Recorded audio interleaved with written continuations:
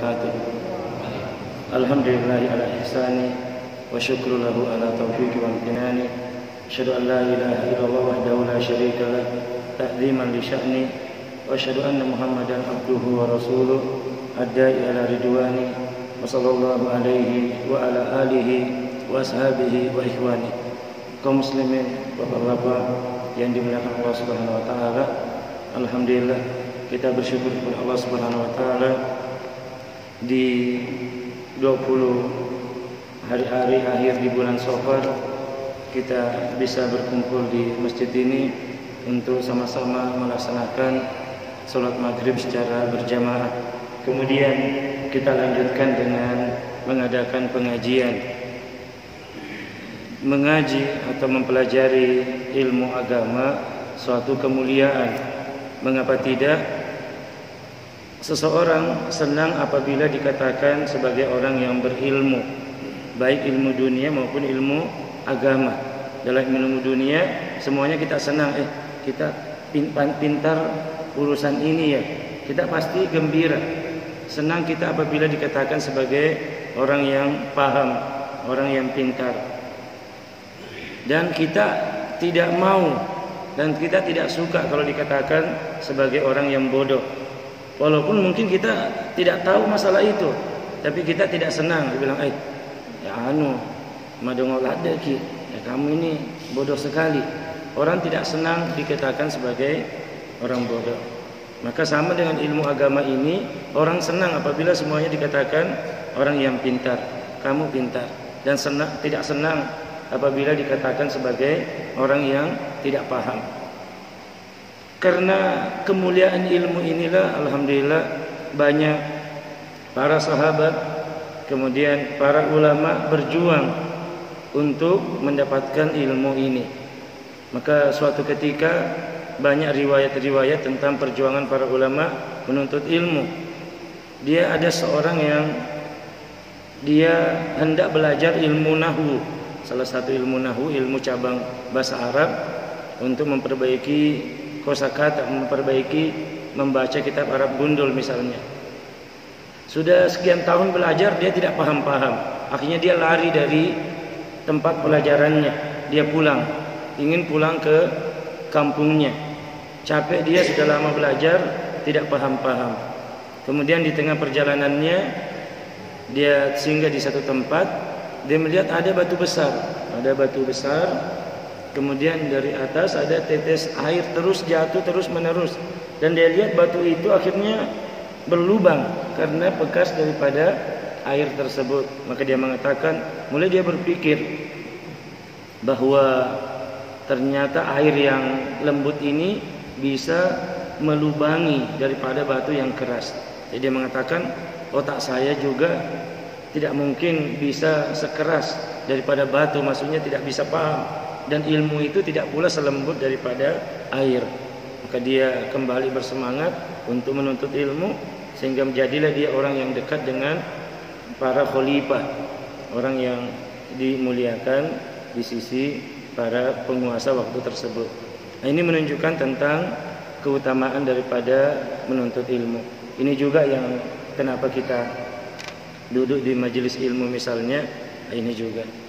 Nah, ilmu bisa membuat seseorang berbeda dalam menyikapi sesuatu. Al-Quranul Karim ini yang mulia. Kalau kita ini Pak dimarahi kita, kalau misalnya ini aja kita letakkan ini di atas Al-Quran, itu menurut kalau kami di pondok itu dimarahi. Ini Al-Quranul Karim, jangan letakkan sembarang. Kalau bisa Pak jangan letakkan Al-Quran di bawah, sampai Al-Quran sejajar dengan kaki kita. Kalau ada tempat simpan di situ. Ini mulia ini. Maka bahkan misalnya kacamata pun jangan. Kita punya kacamata, jangan letakkan di atas ini. Kemarin saya sempat ketika Doro Syekh di Pandeglang, saya simpan mushaf di sini Pak. Ada Al-Quran di sini. Biasa kita punya Al-Quran kecil, saya simpan di sini. Tapi suatu saat tidak muat, simpan di sini. Saya langsung dimarahi sama ustadz itu. Mir, ya jus ya, tidak boleh itu. Di mana pemuliaan? Kenapa kamu sejajarkan itu Al-Quran dengan Padahal saya simpan di saku, gunanya pemuliaan. Tapi terkadang ya seperti itulah suatu halnya dalam masalah ini.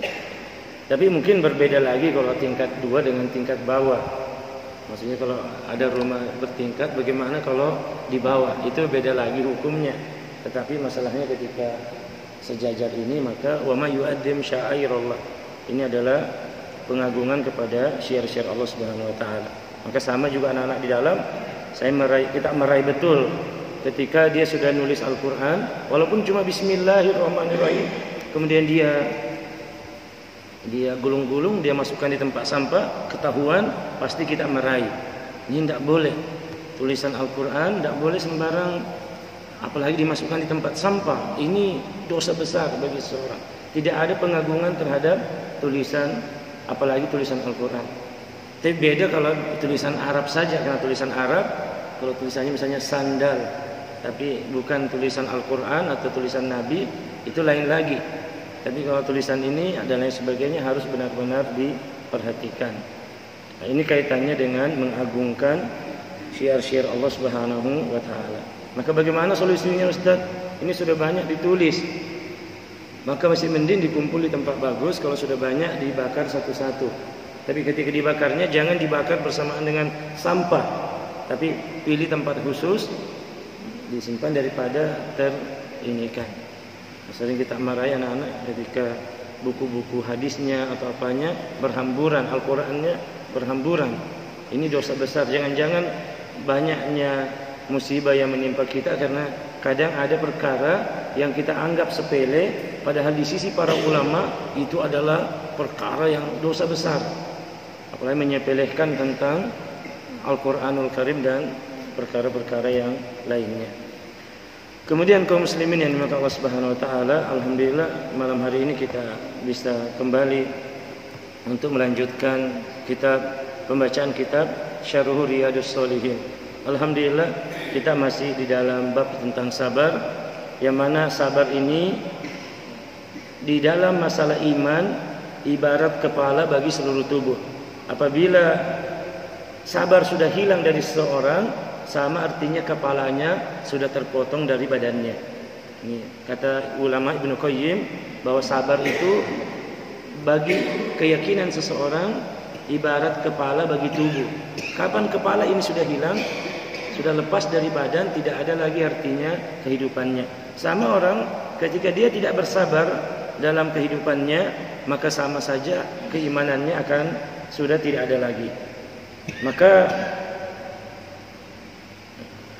pada pertemuan yang lalu telah kita sebutkan bahwa yang dimaksud dengan sabar adalah seseorang meneguhkan diri di dalam menjalankan ketaatan, menahan dalam perbuatan maksiat, dan menjaga perasaan dari sikap marah dalam menghadapi takdir-takdir yang tidak disenanginya. Ini kemarin yang kita bacakan tentang pengertian sabar. Dan dari sini disebutkan oleh para ulama bahwa sabar ini terbagi menjadi 3. Disebutkan bahwa sabar habsun nafsi an salasati umur. Yang dimaksud sabar adalah menjaga diri dari berkeluh kesah dan mengucapkan perkara-perkara yang tidak baik, menahan diri dari 3 hal. Yang pertama, taatillah, di dalam ketaatan kepada Allah Subhanahu wa taala. Kemudian yang kedua, an muharimillah, menjauhi perkara-perkara yang diharamkan oleh Allah Subhanahu wa taala. Wastalis, yang ketiga, al aqdarillahi al mu'limah, bersabar terhadap takdir yang Allah takdirkan yang menyedihkan atau tidak seorang hamba merasa hal itu adalah hal yang menyedihkan baginya. Pada pertemuan yang lalu kita sudah menjelaskan tentang sabar di atas ketaatan. Sedikit kita mengulangi apa yang dimaksud dengan sabar di dalam menjalankan ketaatan. Maka disebutkan para ulama, ayyasbirul insanu ala taatillah. Seorang manusia bersabar di dalam menjalankan ketaatan kepada Allah Subhanahu wa taala. Li'anna ta'ata saqilatun 'ala nafsi. Karena ketaatan itu berat bagi jiwa. Berat untuk bisa bangun sholat malam itu berat. Berat sekali untuk bisa bangun. Kecuali orang-orang yang memang dia punya keyakinan bahwa saya harus memperbanyak amal ibadah saya untuk akhirat saya. Sebagaimana kita tidak berat, Pak. Kadang kita juga lihat kenapa kita bisa kerja dari pagi sampai sore walaupun beratnya, karena kita tahu bahwa itu bermanfaat bagi dunia kita. Kenapa sampai kadang saya rasa panen itu bantu-bantu Bapak sampai jam 12 malam, tinggal jam 11 ketika lambat-lambat masuk, kuat kita ini. Belum juga itu habis panen itu masih masuk ke dalam. Keliling juga itu masih cari kepiting. Bahkan kalau kita habis panen juga belum ini, jangan-jangan ada satu. Sampai sore masih keliling. Kenapa saya mengatakan ini? Karena kita merasa bahwa itu bermanfaat bagi dunia kita. Maka kita bersabar di atas keletihan. Sebenarnya apabila para mencari dunia, dia bisa bersabar juga di dalam beratnya menjalankan ketaatan, maka dia bisa mendapatkan lebih dari hal tersebut. Karena sakilatun jiddan. Sabar dalam ketaatan itu dia orang harus menahan diri. Karena sabar di atas ketaatan itu berat. Tas'ubu 'alal insani. Karena itu memberatkan seseorang. Wa kadzalika rubbama sakilatun 'alal badan. Terkadang berat bagi tubuh. Bihaisu yakunu ma'al insan syai'un minal ajzi wat ta'bi. Karena kita lemah, kita capek. Kadang kita malam capek. Ini sudah jam berapa ini? Tidak bisa sholat. Kadang lemah kita dalam baca zikir pagi dan petang. Padahal Nabi SAW tidak pernah meninggalkan zikir pagi dan petang. Walaupun zikir pagi dan petang, pendapat yang paling kuat itu mulai terbit fajar sampai matahari sebelum duhur. Ini waktu untuk membaca zikir pagi dan petang. Dan zikir petang mulai waktu asar sampai tengah malam. Tapi kadang ada orang lewat waktu itu tidak membaca zikir pagi dan petang. Tidak hafal Ustaz. Padahal bukunya sudah ada. HP-nya juga tinggal diisi, bisa membaca hal tersebut. Jadi ala kulli hal itu berat bagi seseorang. Rubbama saqilatun 'alal badan. Wa kadzalika aidan yakunu fihi masyaqqatun minal nahiyatil maliyah. Kadang juga berat dari segi harta. Kalau untuk berbuat baik itu kadang berat kita dari segi harta. Ini harta yang dikeluarkan ini. Karena ini perkara harta adalah yang paling kita cintai. Tetapi Nabi kita SAW mengatakan as-shadaqatu burhan. Bersedekah itu adalah bukti keimanan. Kenapa orang yang rajin bersedekah dikatakan bukti imannya? Karena kata para ulama, harta itulah perkara yang paling dicintai manusia. Wa tuhibbunal mala hubban jamma. Wahai manusia, engkau mencintai harta itu dengan cinta yang sangat. Tetapi apabila seseorang bisa mengorbankan yang dicintainya demi mendapatkan sesuatu yang lebih besar, ini menunjukkan cintanya kepada Allah Subhanahu wa taala. Dia bisa mengalahkan harta yang dia dapatkan dari Allah Subhanahu wa taala, dia keluarkan untuk Allah Subhanahu wa taala. Itu buktinya bahwa bukti kecintaannya kepada Allah Azza wa Jalla. Maka itu ditanda-tanda, Pak. Kalau dalam hati kita ada perasaan gampang untuk berbuat baik, ada niat saja, tidak usahlah mengeluarkan. Kadang kita ini yang seperti ini rencana saja besar tapi tidak punya kemampuan. Yang penting ada niat saja, insya Allah, ya Allah, kalau saya dimudahkan, saya ingin begini. Itu sudah dicatat oleh Allah Subhanahu wa taala. Yang jadi masalah kalau sama yang disebutkan di dalam surah Al-Maun. Apa firman Allah dalam surah Al-Maun tentang ar-ra'aital ladzi yukadzibu biddin, pendusta hari akhirat, fadzalikal ladzi yad'ul yatim wa la yahuddu 'ala ta'amil miskin. Tidak menganjurkan untuk memberi kepada orang lain. Menyuruh orang lain saja dia tidak mau. Ini kan sangat ininya, suruh orang lain untuk berbuat baik dia tidak mau, apalagi dirinya sendiri. Ini sifat-sifat daripada pendusta agama. Kamas'alati zakat, sebagaimana masalah zakat. Zakat ini berat. Walaupun dia 2,5% ya selama 1 tahun, dan ini masih mending. Ada itu Pak, satu jamaah itu 10%. 10% per bulan penghasilannya. Saya punya ada beberapa, saya kenal itu, mungkin gajinya dia 12 juta per bulan, dia harus keluarkan 1.200.000 per bulan untuk pimpinannya. 10% dia. Kalau masuk kelompok situ 10%. Ini kalah-kalah daripada apa yang diinginkan oleh agama. Tapi karena keyakinannya berani dia. Walaupun kita mengatakan ini tidak sesuai dengan apa yang ada. Wa mas'alatul haji, sebagaimana masalah ibadah haji. Ibadah haji juga ini seorang kalau memang kadang ada yang punya harta banyak tapi dia belum mau.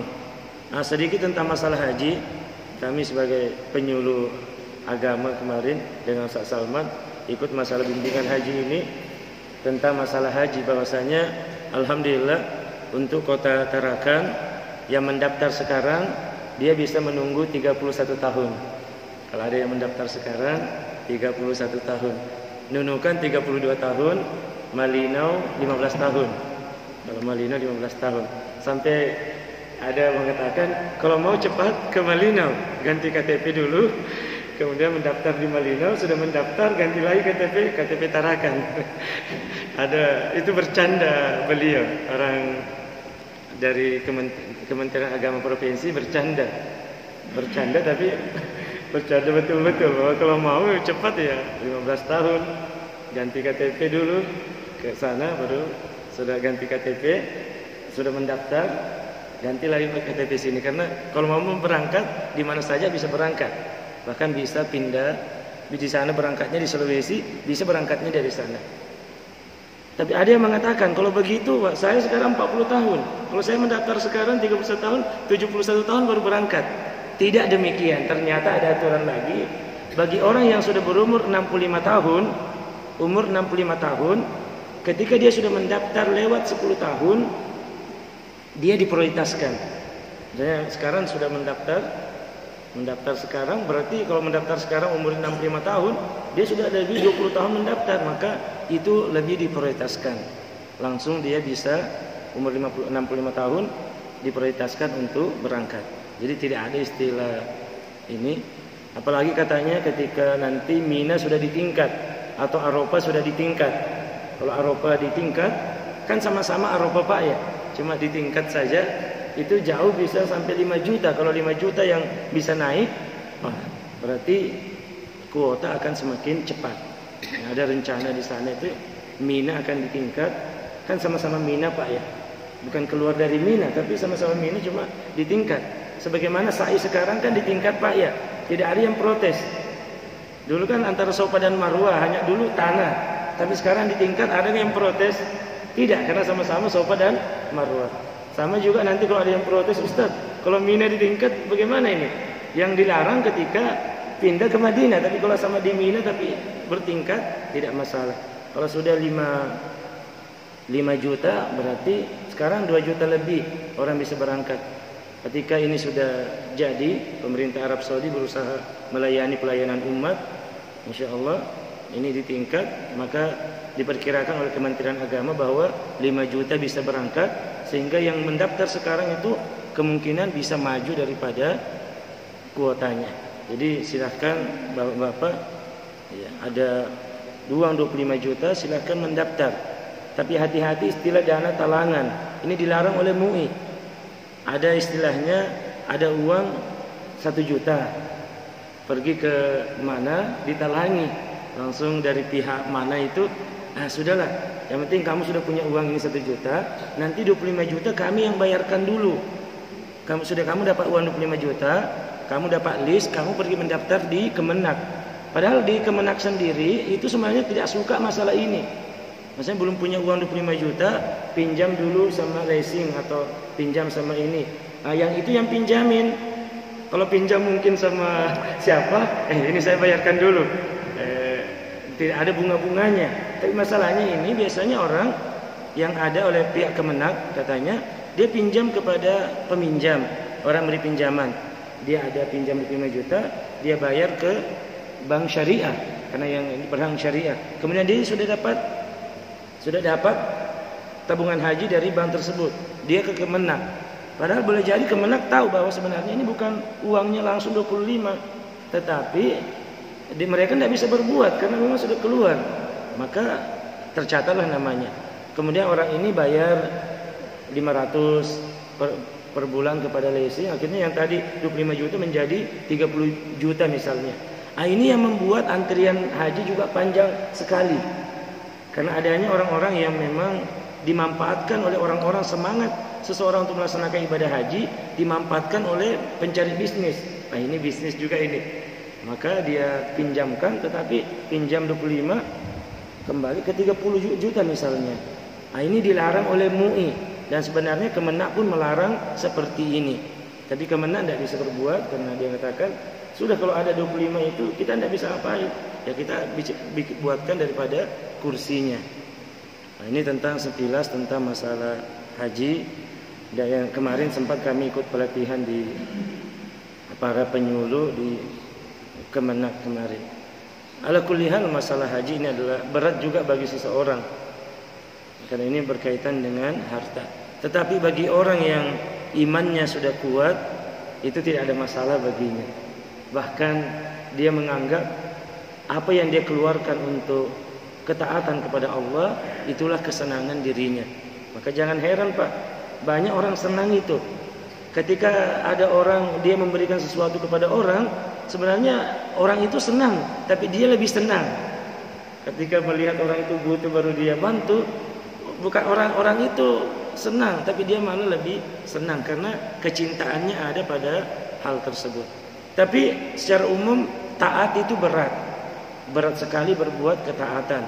Karena itu butuh Allah Subhanahu wa taala dalam Al-Qur'an ketika memerintahkan seorang untuk berbuat baik, untuk bersedekah misalnya atau untuk sholat, Allah menyediakan pahala yang besar. Datang sholat berjamaah besar, berat. Maka Allah Subhanahu wa taala menjanjikan 27 derajat. Kamu sholat di rumah dapat pahala, tapi jika engkau datang ke masjid, pahalamu dilipat gandakan 27 kali. Datang sholat Jumat itu awal-awal berat, tetapi Allah Subhanahu wa taala menjanjikan bagi orang yang datang di awal waktu bagaikan berkurban seekor onta. Orang yang awal datang di awal yang kedua, waktu yang kedua, seakan-akan berkorban sapi. Itu kenyataannya. Tapi masih banyak juga orang, malah dia sudah tidak pernah berkurban, tidak mau juga mendapatkan kurban daripada cepat datang ke masjid. Akhirnya terbelakang dalam urusan, maunya belakang terus, lambat-lambat terus, sehingga terbelakang di dalam mengambil amal kebajikan. Jadi para kaum muslimin dan kaum Subhanahu wa taala, maka berat. Maka anak-anak kita juga butuh untuk diiming-imingi yang baik. Satu hal yang saya penting ini juga saya sampaikan. Ini kenyataan yang saya hadapi selama mungkin hampir 4 tahun 5 tahun saya mengasuh anak-anak di dalam sebagai kepala asrama. Ada orang tua yang salah paham terhadap persepsi pondok ini. Begini Pak, ada orang tua ketika anaknya dulu di SD, uangnya tidak dibatasi. Berapa mau dibayar belanja anaknya tidak dibatasi. Biasa anaknya di luar katanya, kalau saya tanya berapa belanjamu di luar, terserah saya Ustaz, mau 20, mau 50 terserah saya. Saya mau beli bakso, saya mau beli apa, tidak ada dilarang. Saya minta beli kue tidak dilarang. Sekalinya anaknya masuk di pondok, dia langsung batasi anaknya 5.000, 10.000 saja. Padahal waktu di luar tidak dibatasi. Sekalinya masuk pondok dibatasi. Maka saya katakan kepada bapak tersebut, Pak, anak ini masuk pondok, ini bukan keinginannya, itu keinginan dia. Di dalam pondok dia tidak ada bisa makan apa-apa sebagaimana di luar. Di luar dia bisa ke rumah tantenya. Ada tantenya makan panggil makan kue, dia bisa ke rumah omnya makan kue dan lain sebagainya. Dia tidak ada yang lain, pilihan yang lain. Tidak ada pegang HP, tidak ada nonton-nonton, tidak ada hiburan. Ketika di luar dia sudah terbiasa dengan uang yang banyak, kemudian dimasukkan dalam pondok, langsung dipres-presnya. Ini yang kadang membuat anak-anak itu tidak betah di pondok. Seandainya terbalik kan dulu waktu di pondok, seandainya di luar memang sudah demikian, bapak juga sudah disiplin bahwa nak belanja cuma 10.000, kemudian masuk ke pondok seperti itu masih mending. Bahkan dikasih lebih, itu jauh lebih senang anak-anak daripada di luar bebas masuk ke dalam diperas demikian ini. Nah, kadang anak-anak itu tidak betah karena masalah itu. Kalau ada sudah tinggal duduk tertunduk seperti ini, tahu sudah tidak ada uangnya, sudah naik. Mengeluh dia, kenapa kamu nak? Saya waktu di luar Ustaz, saya dibebaskan sama orang tua saya mau makan bakso, makan pentol, lele itu, terserah saya minta ini. Sekarang saya dibatasi dengan sedikit. Nah, susah saya Ustaz. Nah, makanya saya kadang bilang, saya kasih pengertian kepada orang tua, memang sesuaikanlah. Kalau memang di luar seperti itu ya, awal-awal anak kita itu butuh dia ketenangan di dalam. Maka jangan sampai ini dikurangi ini. Jangan sampai dia dikurangi, sudah jauh dari orang tuanya ini kurang. Mending dia lebih di dalam daripada kurang. Dan penyebab banyaknya juga anak-anak yang tidak betah seperti itu.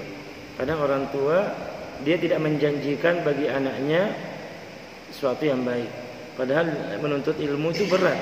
Seorang duduk menuntut ilmu itu sangat berat.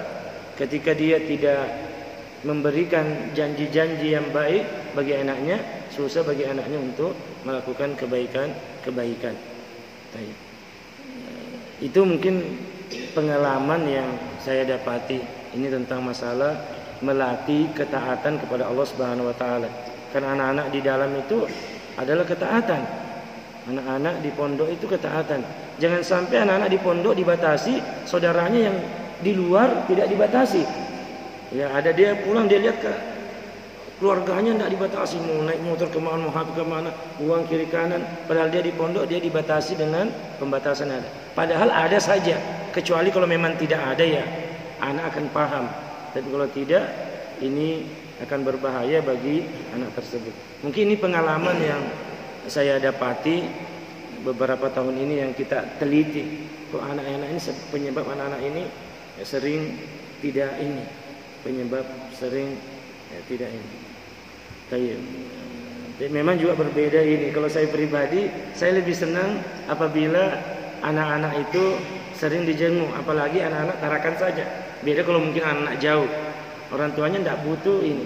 Bahkan di Jogja sendiri dulu waktu saya di Jogja ngajar, itu orang-orang Jawa itu kadang 1 bulan 1 kali datang jenguk anaknya. Dan berbeda anak-anak yang sering dijenguk dengan tidak. Sudah 4 tahun saya teliti, anak-anak yang sering dijenguk, walaupun tidak bawa pulang, karena kalau bawa pulang bahaya lagi. Tidak usah bawa pulang, tapi jenguk saja, itu beda psikologi dengan yang tidak. Kalau dia habis dijenguk, dia punya semangat. Apalagi orang tuanya datang, jangan marahi anaknya.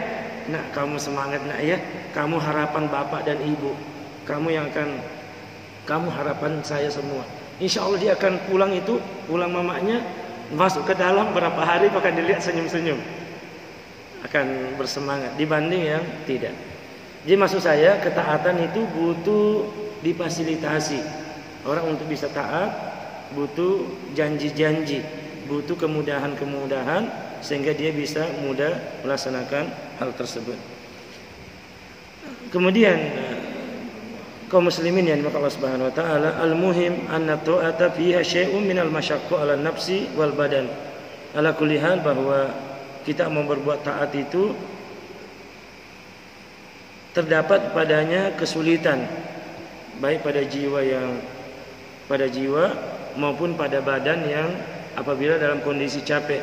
Fayahtaju ila sabri wa ila mu'anatu.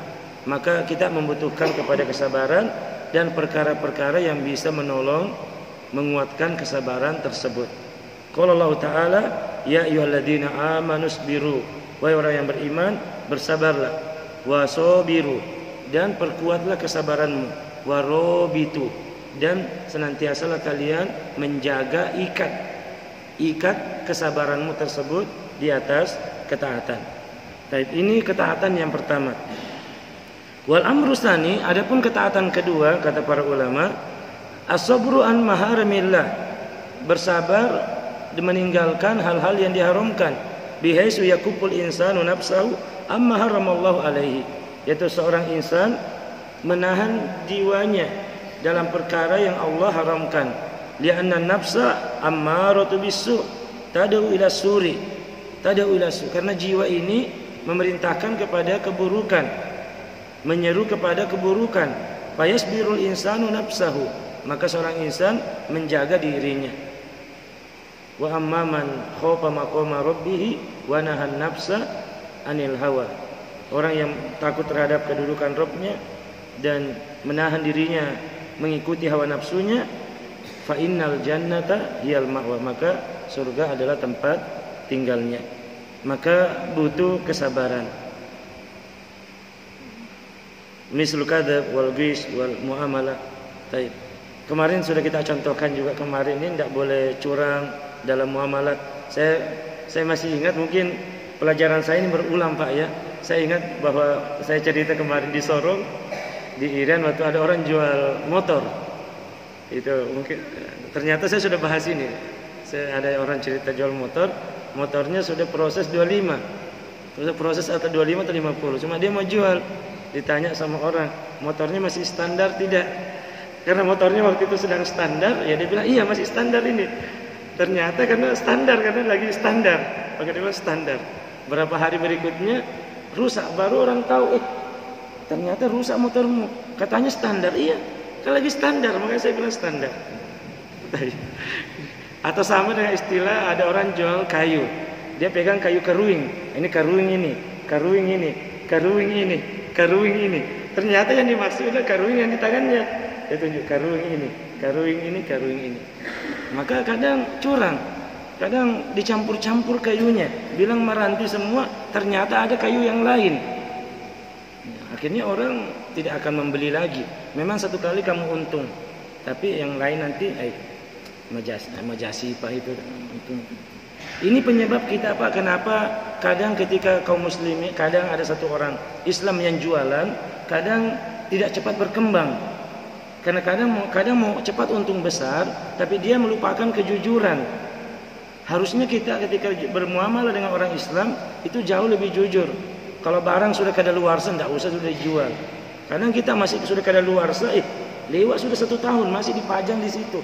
Karena untuk dijual, akhirnya orang tidak mau lagi membeli sama kita karena masalah ini. Dia ada teknik perkara-perkara dagang yang kadang kita lebih percaya kepada orang-orang non-Islam daripada kepada orang Islam. Padahal ajaran ini adalah ajaran Islam. Apa penyebabnya?